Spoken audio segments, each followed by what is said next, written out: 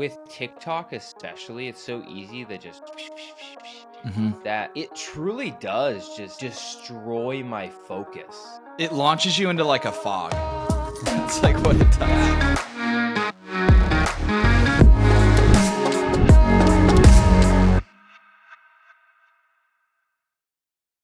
What's up, dude? Nice. What are you working on? What's happening in your life?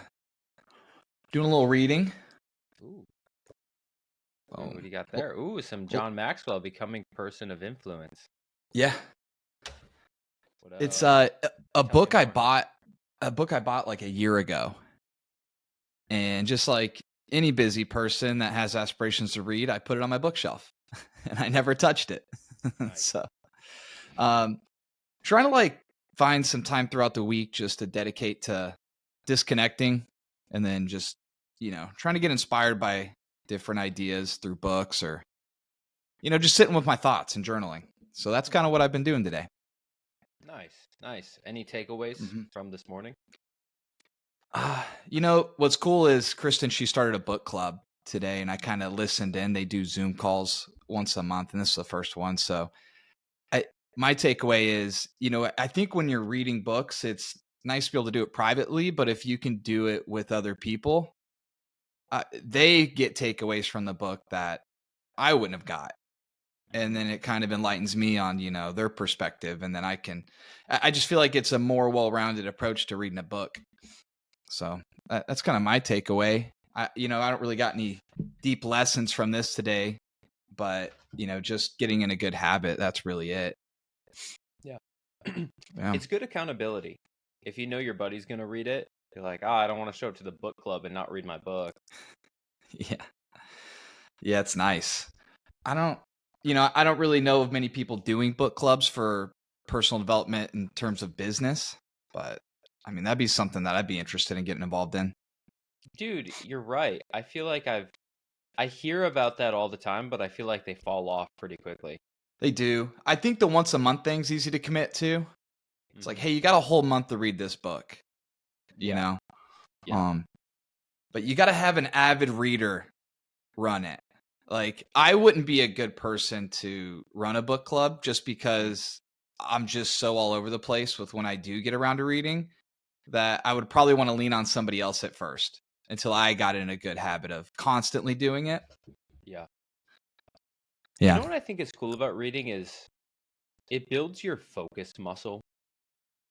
I've really been noticing lately just my attention and how even last night I was in the middle of an activity. I was writing for a webinar and my phone pinged and it was some useless notification that I certainly didn't need to be alerted to whatsoever. And I think about how with TikTok especially, it's so easy to just that it truly does just destroy my focus. And sometimes I'll just be doing an activity for 10 minutes and then I'll like get up and go to the fridge and then I'll do this and then I'll do that and I'm just like, dude, what am I doing? Like I need to be able to sit down and focus for hours on end. It launches you into like a fog. Yeah. That's like what it does. Yeah. It does. So yesterday I was like, I need to delete this app. I need to get off of these apps. So that was kind of my takeaway today is just if I allow myself to focus and I don't have the distractions, it's a lot easier than having the willpower to not get distracted. Yeah. Oh, so much.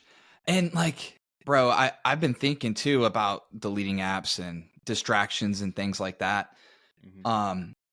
Like sometimes like little like clickbait video games and stuff like that on your phone, dude, they'll catch me off guard and I'll be like playing them for like, 20 minutes, 30 minutes. It's been an hour and I'm just procrastinating. And I was watching a podcast. It might've been like Huberman or maybe Joe Rogan or something, whatever.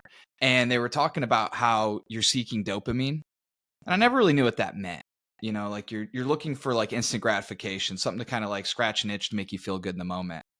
And I always catch myself doing this when I'm trying to do laundry or I'm trying to clean up the house or do the dishes. And I think I can multitask. I can listen to a podcast or I could, have a game playing in the background and I can kind of manage both. But then I realize when I'm like doing that, I'm not feeling fulfilled with the activity at hand, cleaning, doing the dishes, whatever. And I half-ass it. And then when I'm done, I just feel kind of distracted. Like I don't really know what I did. And so I've been practicing over the past week, just totally removing my phone, putting it in a different room and just, hey, let me just clean. Let me start the laundry or whatever. And then I find myself like in a good mood while I'm doing it. You Oh, that's know, cool. I'm kind of like, like just bopping around. I like some good ideas come to my mind. And, I just feel a little more energized when I'm done with the activity. So, Mhm. dude, eliminating those distractions is huge. Yeah. Shall we delete our apps? Should we do that right now? I've slowly been doing it. One thing I noticed, I have an Apple Watch, and bro, I'll get pinged maybe once every 15 minutes. Bro, it's the worst. Why is CapCut pinging me Dude, to I open the turned app? off I've turned off almost every notification possible. Mm-hmm. And that's actually why I ended up opting for the Garmin, because I just wanted a fitness watch and I don't want notifications on my wrist. Yeah, bro. I thought it was so cool. I'm like, oh, I need that. And then it's just totally just yanking me out of the moment I'm in Mm-hmm. and just fucking up my day, Yeah. basically. I'm like, I'm reflecting back, I'm evaluating. Am I in a better headspace before I started or after the activity? And I'm never in a better headspace. It doesn't make me feel any bit better, Yeah. no matter how I try to spin it. So yeah, dude, Well, back to it's something you just insane. said, bro. You're a pretty busy guy. I'm surprised you don't have a cleaner for your house. That's got to be what, like $50, $100, $200 a week at the very most. Yeah, me and my wife were just talking about this, and we have a pool cleaner that comes by once a week, Yeah. and they're about $400 a month. We don't have a house cleaner, and we're like, we're already out back. We have a skimmer. Why don't we just clean it while we're enjoying the pool? Save 400 bones there, and literally what you said, hire a cleaner in the house for $250 a month. Yeah. That Like sounds way that's a better. way better return. So we're actually doing that. It's so funny you bring that up. That's cool. Yeah. Yeah, I have a rule. I told Kristen very early on, and sometimes I have to remind her. And it sounds bad, but I don't cook. I don't clean. Those are hard rules. And every now and then, like if something falls and breaks on the ground, I'm not gonna just leave it for the cleaner for the next day. But like I'll clean that up obviously, and I'll Sure. take care of my space. But I don't mop, I don't sweep, I don't scrub toilets, I don't do any of that. Mm-hmm. And I don't go to the grocery store, and I don't cook. Maybe once or twice a week I'll like grab something from the fridge or like make my own little lunch or whatever. But hard rules. Yeah. Dude, I bought this nice house. I got a beautiful kitchen. Yeah. Like commercial grade oven, stove, all the things. Yeah. And dude, we never use it. So I'm on board with like no cooking. What Yeah. I did do though, I enjoy this. I enjoy hosting. That's I got a nice. Traeger smoker in the Yeah. back. Dude, I'll throw some food on. If I'm entertaining, I enjoy cooking. Yeah. But for like everyday meals, no thanks. No thanks. It's just not worth I'll it's not even that I don't dislike it. I mean, I don't like it, but it's just not worth my time. There's just so Mhm. many other things I could be doing. Well, dude, I was just having this conversation with my cousin yesterday. He was like, if you ever go to the grocery store, you realize how expensive things are. Yeah. And like, well, especially in Hawaii for you, I'm sure. And not only you got to spend the time driving there, dealing with just random stupid people, let's call it. Hmm. Go grab the food, spend more than you should, grab stuff you didn't need, come back to the house, cook your meal. So you just burn 2 hours. Why don't you just get dressed up with your person or whoever, meet some friends and go out and get a bite to eat? Dude, You'll spend maybe 40, $50 max. You got a I meal, bring still home some think that takes leftovers. forever, dude. I think that Yeah. takes so long. You're like, I'm not Dude, doing that either. like when I go out to eat, I like park, I get in line, I'm there, I'm waiting for them to serve us. I wait for the waitress to come and give us a menu, and then we place drink orders, and then I don't even drink alcohol. And then like and then I wait for my food, and then I pay, and then like dude, I went to the restaurant the other day and it took like 2.5 hours. Mm-hmm. I'm Oh, like, man. damn, like if this was just in my fridge, I could have just been Yeah, done with this. So what do you eat? What's your go-to? So I have a lady that comes and meal preps for me. Actually, dude, the reason this is such an issue in my life is I had a lady named Christina who she would come to my house Monday through Friday. She would clean, she would cook, and she would grocery shop. That was her job. I paid her $25 an hour. It's probably like $1,500 a month. It wasn't a bad deal. And she would prepare every breakfast, every lunch, every dinner. One day she just disappeared. Like, dude, haven't heard from this woman in 3 weeks. She worked for me for a couple months. And she doesn't show up. And then she doesn't show up the next day and she doesn't respond to calls. And I don't know if she's injured, if she died, if she's just like F this crap, because she was acting a little weird before she ghosted me. And so the last like 2 weeks, I've been cooking and cleaning and doing laundry, and it's not that I don't really care. It's fine if I need to do it. But it's like a good 10, 20 hours of time that I'm not focusing on the business, or I'm not answering my calls, or I'm not doing anything, or I'm not learning. I haven't read a book in the last like 3 weeks, read anything because of this. Mm-hmm. And so it's real close to home. And so to answer your question, what do they prep? I like savory in the morning, eggs, bacon, egg sausage, no carbs. And then I like a light lunch and then a heavy dinner. That's kind of my go-to. Carbs kill me in the morning too. Can't do it. It's the worst. Or for lunch. Yeah, I can't do it. Mm-hmm. Yeah. Mid-morning, anytime before like 2 p.m., dude, can't have it. Can't have carbs. Yeah. Jacks me up. But what have you been doing for 3 weeks now? Like you're just... Something I've been realizing though is I used to try and combine the cleaning and the cooking roles. Yeah. And it's kind of been hard to find somebody that can do both well.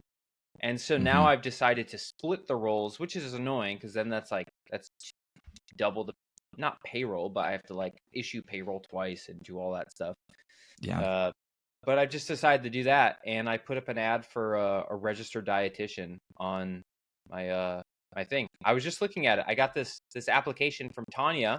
She's like, I'm a certified nutrition coach in sports medicine. I have an associate degree in baking, and I've been a pastry chef for 10 years. I'd like to be your cook. I have an autoimmune disorder, so I'd like to do specialty cooking for myself. I was like, perfect, Tanya. Love that. You're going to get interviewed real quick here. Dude, that's awesome. Is she coming to your house, or is it a delivery thing? How does that setup work typically? So what I have them do is they go grocery shopping. They bring all the groceries to my house. They prep all the food at my house in my kitchen. They clean up. They label the meals. They put it in MyFitnessPal for me. They tell me what it is, and then they leave it in the fridge. Oh, wait, you're integrating some apps into this too. So yeah, I use MFP. How do they preload? Macros. So are you logging it when you eat it, or they're just pre-logging it into your account? Both. Okay. Yeah, so I'll put they enter it. They have my login for MFP, and then they'll put in the macros, fats, calories, carbs, proteins, and then. But like, I don't eat everything they give me because they'll prepare 2 or 3 basic meals, and then I'll have snacks. I'll have some Jello, my protein drinks, things like that, and so then I'll log those myself. Dude, Jello's nice. I haven't had Jello in so long. Dude, it's just so good. They've got sugar-free Jello that's only 10 calories. Bro, it's a win, man. You can eat 5 cups and it's literally 50 calories. Talk about a pick-me-up midday. Dude, it's quite a nice pick-me-up, actually. No, you're spot on about that. Yeah. I love those little treats, dude. That's so good. Okay, so we're outsourced cleaning or cooking and cleaning. I need to do both those things, right? Dude, it's crazy. Yeah. Well, have you tried like the factor meals or anything like that? Oh yeah. I think they're all right, but they're all right. Yeah. There's probably some good local deliveries for you. We don't really have the best options for it. They just serve the same thing every week, and it's old. Yeah, I tried those factor meals. I tried those things. Dude, I'm so in the moment with what I want to eat. I can't. Yeah. I don't know why. Something in me. I just can't like predict what I'm gonna want. And so if I If I get inspired and I start just ordering a bunch of stuff that sounds good right now, it's just going to die in my fridge. It's just Yeah. every time. Every Yeah, I time. feel that, dude. I've had good preps and bad preps, and when the people are good preps, dude, it's nice. They like Mm-hmm. like you're excited about it. One of my last cooks a couple years ago, she was so good, dude. She would prep these like little jackfruit tacos with cilantro and lime and salsa, and she had like little like southwestern corn on the side. Mm-hmm. And bro, like every day I was stoked to eat these tacos, like when she made them. And I was waiting for lunchtime. And then she had a baby, and then she didn't, cook for me anymore. But I know. People having families just ruins everything. It does, dude. It does. Damn You it. think you're gonna have kids, by the way? It's on the table of discussion. I don't know, dude. For me, I don't know. I overthink things, and I want to have everything in place if that day were to come. Like just like you with like cleaning, cooking, meals ready. I need like a sitter on deck. I want to be able to travel. I don't want to feel restricted. Dude, I was at this wedding just this last weekend. My brother-in-law got married, and the family had a bunch of kids, and one of the requests was no kids at the wedding. No kids.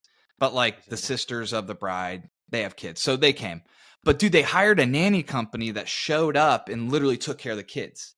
That's it sick. was the babysitter company or something. They wore these black shirts that said it on it. And dude, they just crowd the kids, and I thought that was fucking awesome. It's a great little business, huh? Like, so I would need something like that on deck. Because dude, I mean, having dogs, I feel like that's a lot to take care of. I can't leave them unattended for more than like a day and a half for sure. You know what I mean? Like, I could probably get away with, you got to let them out and stuff. Like, so that's a lot to think about. I've had dogs for, 7 years now, and I'm just thinking about an infant. Like, dude, that thing can't leave your side ever. It had like direct supervision no matter what. And so I just think about the restraints that puts on me and like how I want to live my life. So that doesn't I don't sound know. that great. It doesn't sound that right. No. I mean, I'm 33 now. Kristen's 34. Like, dude, we're getting up there, but it's like, I guess part of me is I don't want the fun to end as well. Yeah. Ooh. And a little bit of that, but I'm sure there's a lot that comes along with it, that's rewarding, and you could build in fun. It's just a different way to live life. It's different, dude. But I don't know. Yeah. What about you? Put any thought into that? I'm in the exact same boat. Like you said it beautifully. I don't want the fun to end. Yeah. And I know you're right, because I was listening to, who's the Shark Tank guy? Kevin O'Leary? Is that his name? Kevin O'Leary, Mr. Wonderful. Yeah. And he goes, if I could redo anything, I would have had kids earlier, because I didn't realize how much joy it would bring me. And yeah, I remember when I was younger, and I was kind of like making decisions in my life and my business. Adults would tell me, you'll understand when you get older. And because I was kind of like conniving little child, a little piece of crap. And so I would do things that wouldn't impact other people, or wouldn't impact me, but other people, and wouldn't be great. And I remember there was one time where I was like kind of mean to my mom on Christmas when I was 10 years old for no reason. Just a little shit, right? And my aunt told me, well, you'll understand when you get older. And now I understand. My mom was doing the best she could with what she had. She wasn't well off. And because I didn't like the gifts she got me, that's all she could afford. What was she going to do? It's like, come on, little kid. But you're 10. You don't know. And so I think back to that and how I didn't have the perspective I do now. And I know when I have children, because it changes you. I know, I've seen it happen with my friends. Yeah. When I have children and have a family, I know my perspective will be very different. And I don't have that perspective now. So looking at that ahead, just like 5-year-old me looking at 30-year-old me or 10-year-old me, I'm like, what you're so lame. Whatever. But I know that I'll have it then, so you're right. And also, how Yeah. lame would it be if we stayed exactly just like this over the next 30 years of our life and Yeah. nothing changed? Yeah, I don't want to put everything on pause, Right. you know? But like there's a part of it too, I think some inspiration comes from having kids. Like I've watched people who their life was in the dumps. Mm. They had kids and they got their shit together, you know? Yeah. And Well, your life's it's not to on their the dump, dude. exactly. Yeah, that's true. That's true. That's fair. But I have seen where it could be a catalyst for change in the right Yeah. direction. You know, you got more to live for. You think about legacy. I mean, that's something too. I think everybody should consider that. But for me right now, no, I've just been kicking the can, you know, constantly. Dude, that can's got a lot of dents in it, bro. Dude, yeah, exactly. That's so true. Well, I don't know. Got a little high the other night and I started thinking, I'm like, dude, okay, I got dogs in the house and they're like my shadow, right? And then whenever it's time to go to bed, like we got one dog that goes in a room by herself. It's weird. She just goes in the same spot every night, just knows bedtime. And then my other dog comes in the room with me. And I got thinking, I'm like, what if that dog was a fucking 10-year-old that hated me? Like, would I be able to sleep at night knowing that this thing is living in my house, like plotting on my downfall? Like, Yeah. fuck you, Dad. I'm gonna Lock your like, door every night. yeah. Like, do I have to be paranoid? Like, Yeah. like I think a level of that happens, and then I'm like, okay, let's equate like my dog. If my dog got loose in the neighborhood, would I be able to sleep at night knowing it was out there rogue? You know, Right. for context, I have a German Shepherd, so. And like if that dog was out there in the wild, I don't know if other people could sleep at night if your dog was out roaming. exactly. Yeah, He's a menace, dude. neighborhood's on alert. The neighborhood ring notifications are going off. Yeah. But I'm like, okay, equate that to a kid now. You know, I got a prepubescent Devin running wild in the streets. You know, like as a teenager, or just got his driver's permit, took my car out of the driveway without me knowing it, and he's at his friend's house, and they're causing mischief. Like what do you do? How do you act? Like, so, Yeah. you know, what's funny in the context of reading books and stuff like that, me and Kristen, we kind of consensus. We're like, if we ever thought about having kids, we're reading books on how to raise kids, like for sure. And then, yeah, she's like, actually, that makes a lot of sense. I would probably approach it like I did my doctorate degree, like my dissertation. I would just go all in on just trying to study and learn like good tactics. Cause she made a point here where she's a psychologist, but she knows like the semantics of it, of like why people do things and how you should respond to certain things. But when you put it into practice, it's a totally different story. Theory and execution, bro. Big gap. Yeah, big gap. So, you know, it's like we have the resources at our fingertips. It's just, are we gonna approach it the right way? And I don't know. It's just a lot to think about. And as you could tell, I overthink these things. So it's a lot to consider in that world. But I would like to have, in my perfect world, I'd like to have a little cottage next to my house, a little like in-law suite. Mm-hmm. I'd love to hire like a full-time nanny. Dude, just live there. Yeah, 100%. That's a guaranteed. Yeah. Like like older lady, like 55, 60, loves kids, has her own space. Right. Yeah. Well, dude, a lot of people think their family's going to be able to step up and help out. You know, let's say you live by family. Dude, they don't want to watch those kids just like you don't want to watch those kids. Nah, dude. That's a once a month thing, bro. That's 12 times a year. Yeah. One of Kristen's friends, she had moved to North Carolina or South Carolina. I can't remember. Family moved close by within like 20 minutes, right? The whole point of her parents moving down there was to help raise the kids. They don't want to watch the kids. They never do. It's like, so, you know, you think you have support and it's gone. So you got to think those things through to a degree. It's just restricting. My friends almost bailed on a pool party yesterday because they're like, oh, we couldn't find a sitter. I'm like, bring the kids. It's all good. But that was a thing. That was a thought they had. I don't know. Yeah. It's a big decision, dude. Yeah. Let's talk about something different. Yeah. Well, while I was looking at this, I was thinking back to like, as we're having this conversation, I was just taking some notes and stuff of things I wanted to talk about or what we maybe talk about today. And like early on, dude, in my early 20s, like what was I trying to do to make ends meet? Mhm. And I think we've talked about side hustles in the past and all of that. I think it's just important for people to understand that, like, dude, you have to be so like, how do I put this? You have to want change in your life so bad that you have to be willing to put in an obnoxious amount of work to put yourself in a different place. And I think, you got to be uncomfortable with your current set of circumstances. And so I just remember early on trying to create a different life for myself. Whenever I was exiting the military, dude, I was looking up all different kinds of side hustles I can just to make ends meet. And so I don't know, I was just watching some content today on how people are doing side hustles, and the same ones I was doing back then are still applying today. Dude, I was flipping stuff on Facebook Marketplace.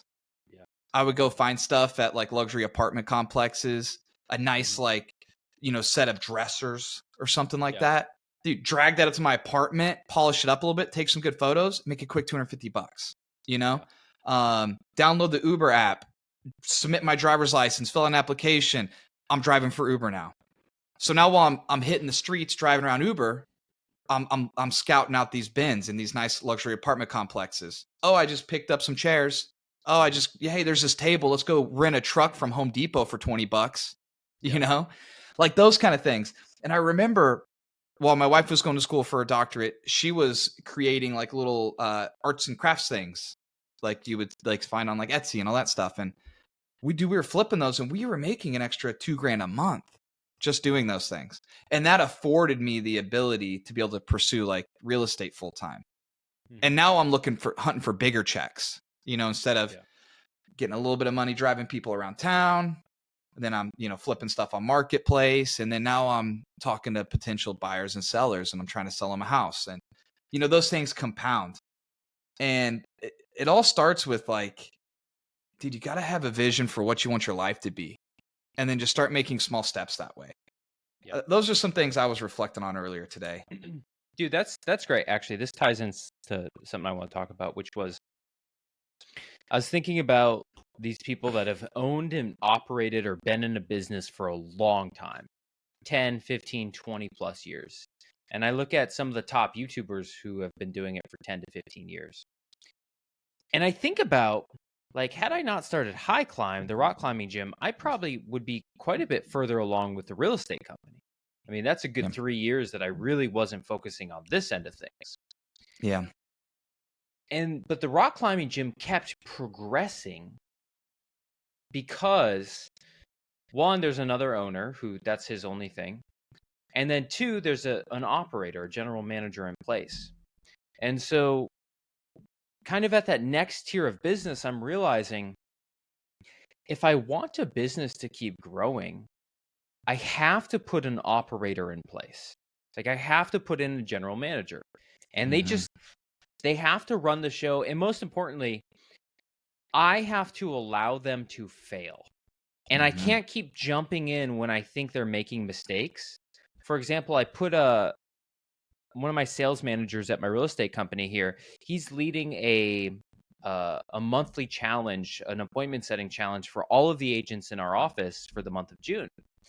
And I thought, maybe I need to just let him run this and learn, Mm-hmm. because there was a lot of things he was saying where I realized would become a problem in the future, just like the start dates and how he rolls it out and tells agents about it and how he chooses team captains, all of this stuff. And I was like, I need to let him like have a little bit of the pain and realize, oh, if I choose the team captains and I don't ask them permission first, they might not want to do it and they might not be fully bought in. And I had Mm-hmm. this example with my videographer the other day who set up a treasure map hunt for our beach cleanup event we do. It was just a fun gimmick. That's cool. And he had chosen the place where to bury the treasure. And then he had also had one of our agents like sitting on a bench giving out clues. And naturally, I knew, I was like, are you really going to make this guy sit on this bench for 3 hours and give out clues to like Mm-hmm. passerbyers? And I totally saw that as an issue. And I was like, you know what? I'm just going to let him learn these little lessons, because otherwise what I have somebody that's totally reliant on me for all decision making.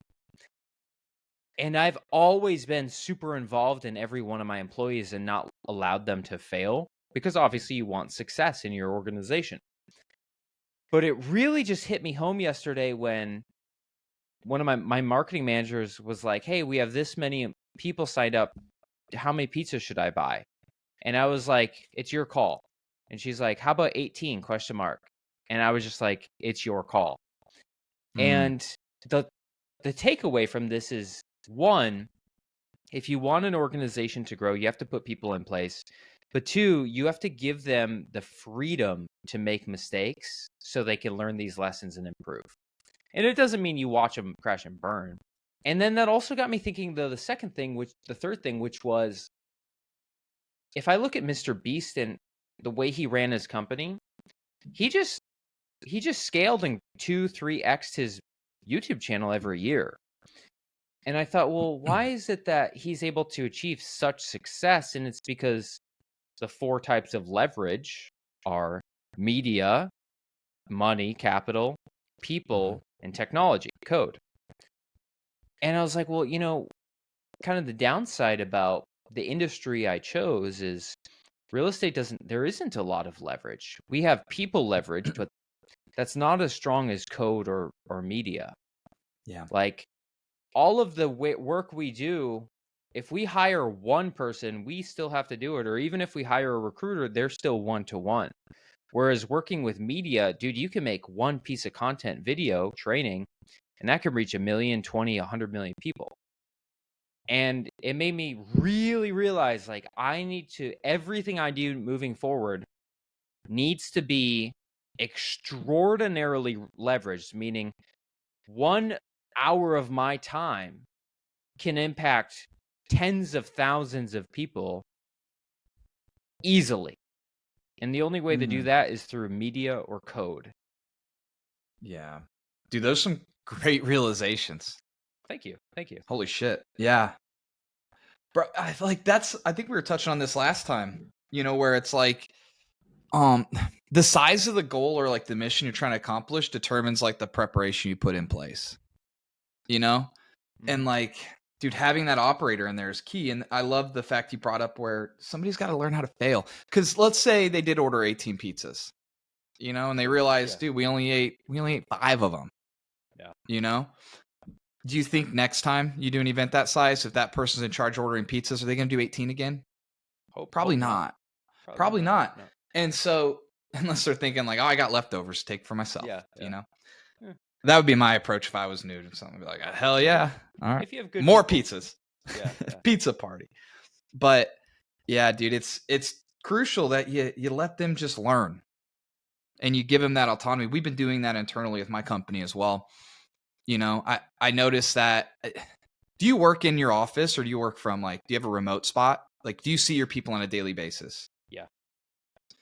I do too. And I noticed that I have some people that are in my office, they could be agents or whoever, bro, their total time sucks. Like, I know if I make eye contact with like 2 specific people, dude, they will drag me into their corner and try to take up hours of my time throughout the day. Yeah. And so I've had to put in boundaries in place, and part of it is being more disciplined with myself and the things I'm doing. Because like I'll start my day usually at my home office and then I'll roll into the office, at like a later time than what everybody else gets there. So I'm walking through a crowd of people and it's almost like it's the Ask David hour, And I'm like, dude, I'm here because I'm trying to get shit done. I'm not here because I want to just chop it up.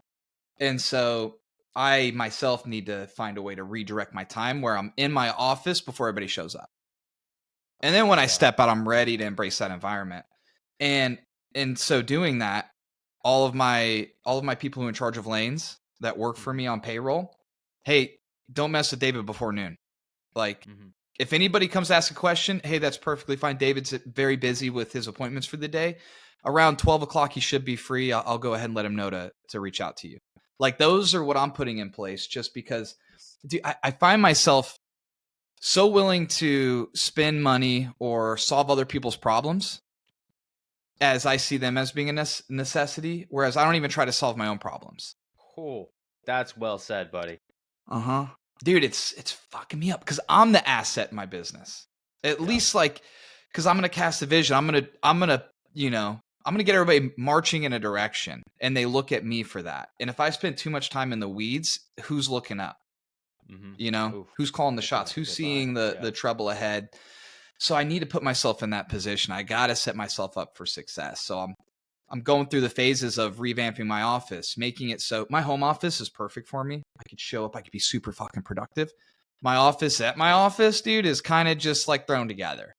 Yeah. I've been very bare bones in it, and I need to flip that. I got to make my office. Yet? You have monitor number 2? Yeah, I do. I have one. I usually do my MacBook and my monitor number in a second monitor, a Samsung one. But it's like it floats, dude. I don't know.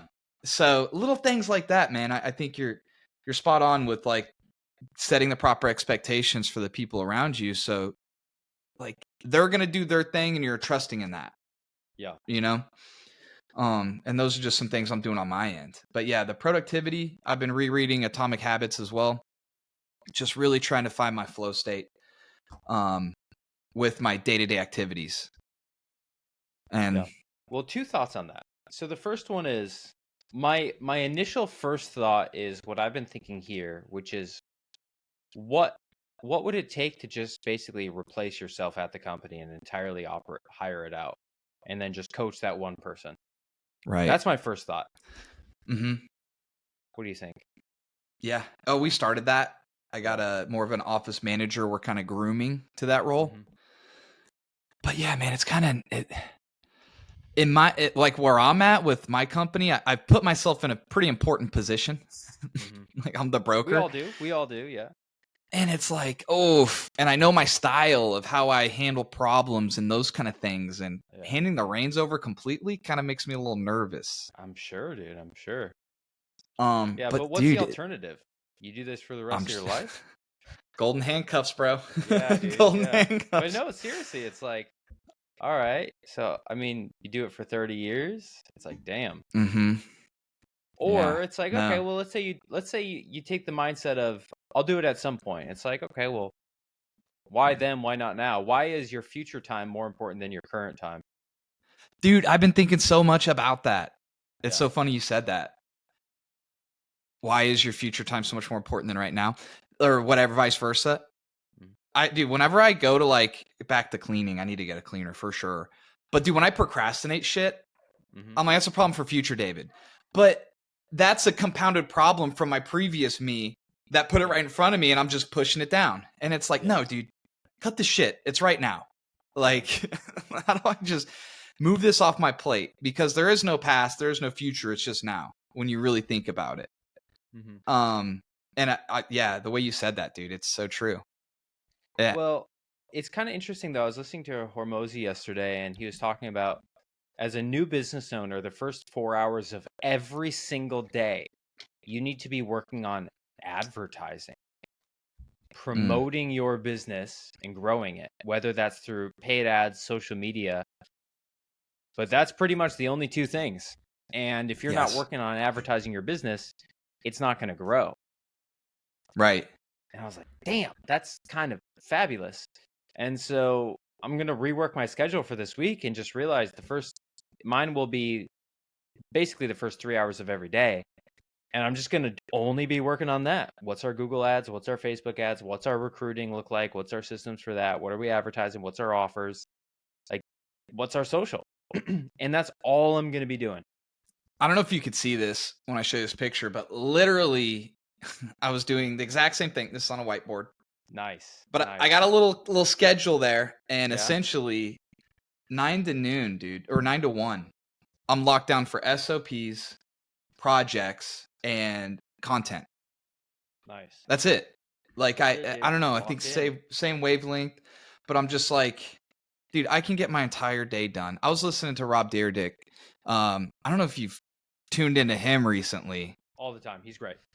Amazing business wisdom. Like, dude's on fire, crushing it. He's an operator, dude. He is an operator through and through. And his fucking day is dialed in, dude. He says he has no wasted energy. It's like he's just flowing through every activity. It's all set up for him. I Yeah. mean, he I shoots mean, 300. I'm sure he's very good. I don't Mm-hmm. think we should fantasize it though, because we're all humans and we all have That's emotions. true. It's Yeah. true. He's not a But you know robot. but like how he just breaks down tasks that just take up too much time that's unnecessary. Mhm. He's got a real niche in that. And I've just, those kind of thoughts are crossing my mind and helping me reapply my energy and time throughout my day. And just realizing like there's so much time that could be wasted. And I want those multipliers, where you put in 1 hour and the output is 100. Yeah. I Like mean, dude, that's the real ticket. I think us replacing ourselves with an operator in the business, and then we work on marketing. That's all we do. Yeah. We work on how do we show our brand and company to tens of thousands of people. I think that is the move.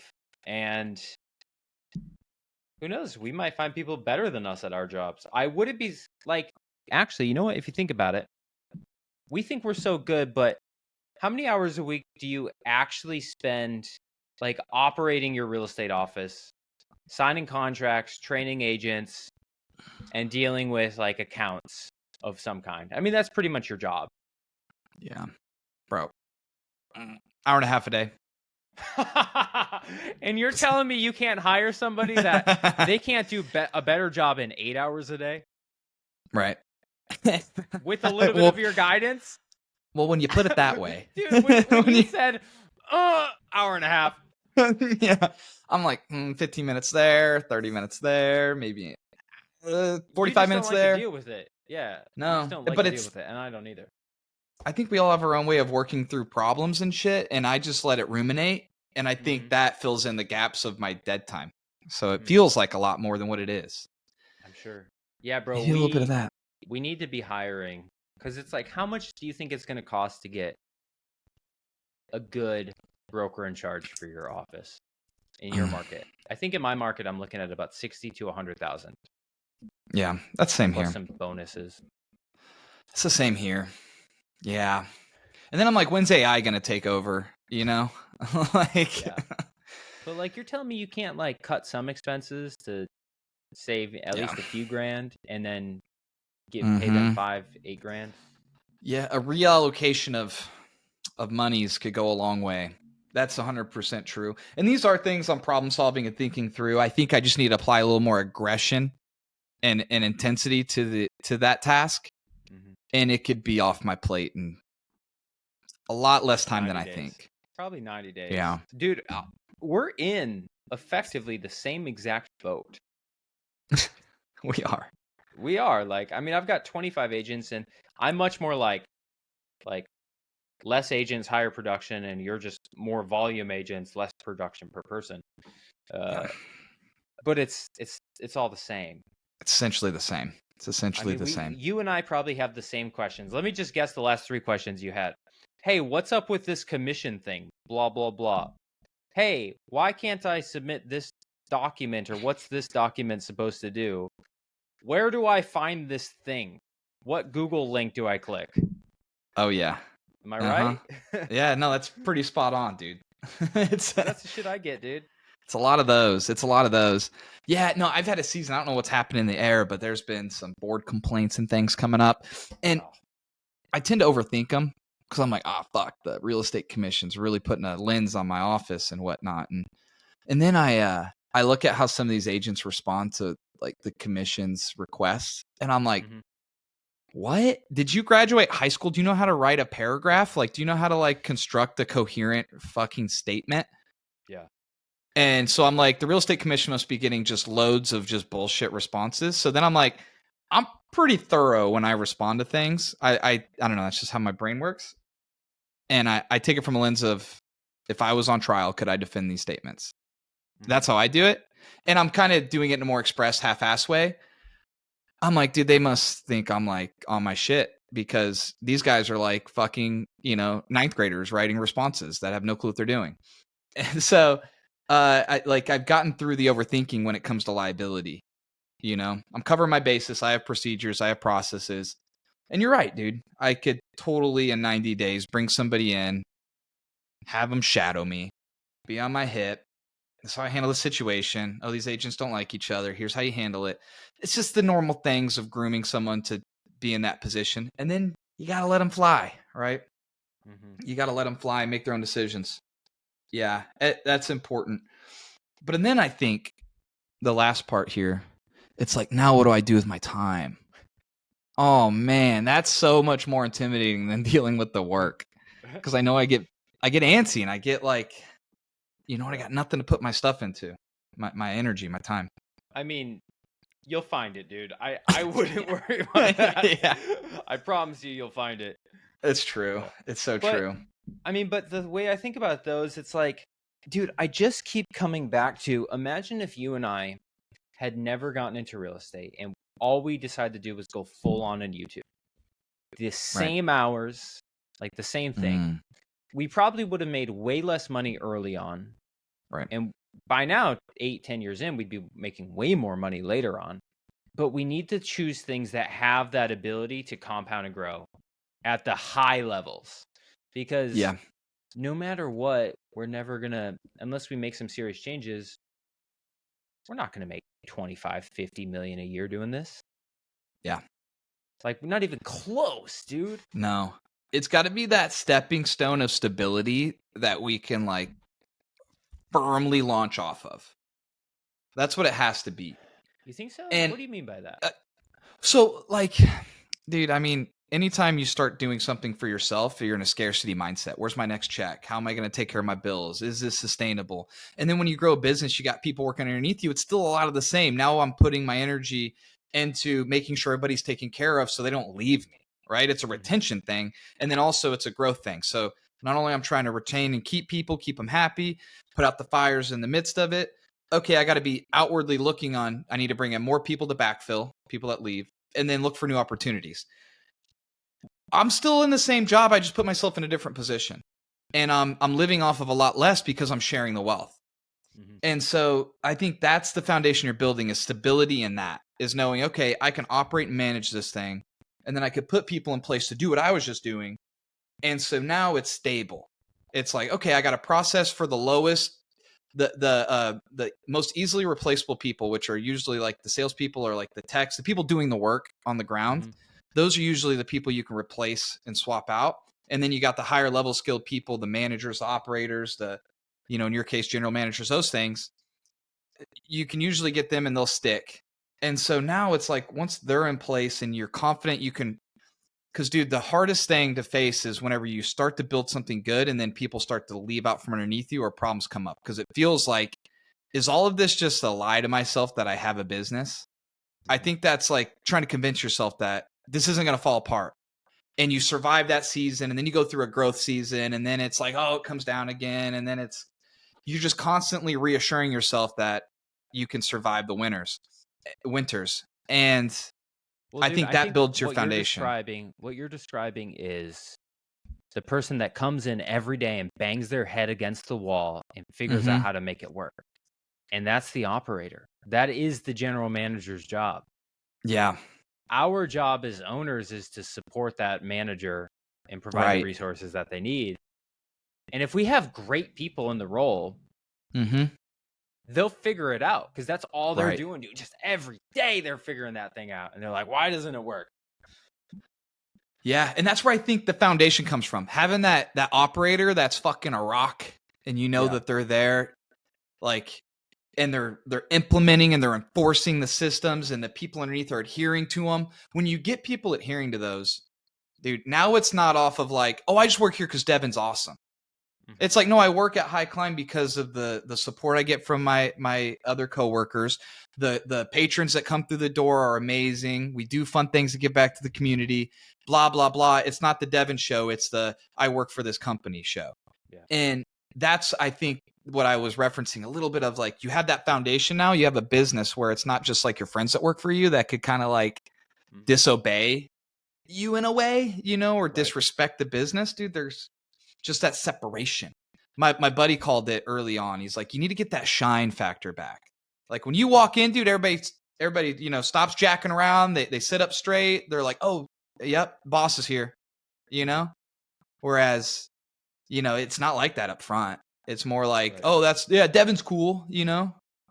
he doesn't care when I do this.